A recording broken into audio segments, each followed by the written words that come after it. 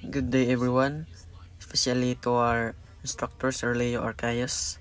Today I will explain what information is found in the stability booklet used on board ships and why this booklet is very important for seafarers. The stability booklet contains complete stability information of the ship.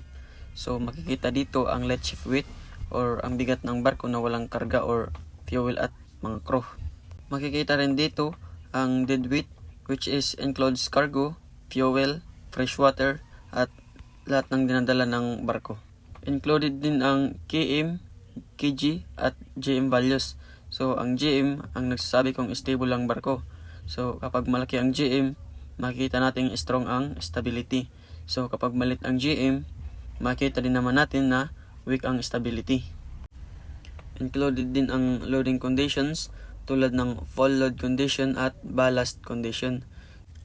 Makikita rin ang GC curve or righting arm curve at pinakita nito kung gaano kalakas ang kakayahan ng barko na bumalik sa upright position kapag ito ay nahil dahil sa hangin o alon. So now, why is the stability booklet is very important for seafarers? It functions as an essential, legally mandated, and internationally recognized document for their career.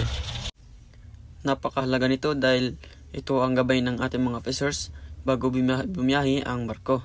So, dito nila chine-check kung safe ang loading at kung stable ba ang vessel. For example, kung sobra ang kargo sa unahan ng barko, maaaring mag-trim by buo ang vessels at maging unstable. So, gamit ang stability booklet, makompute ng officer kung paano i-adjust ang ballast o cargo para maging balance ulit ang ating mga barko.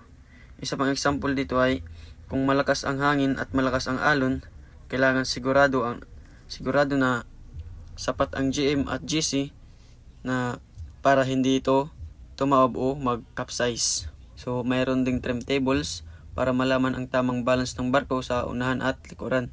At may stress tables tulad ng shear force at bending moment para maiwasan ang structural damage.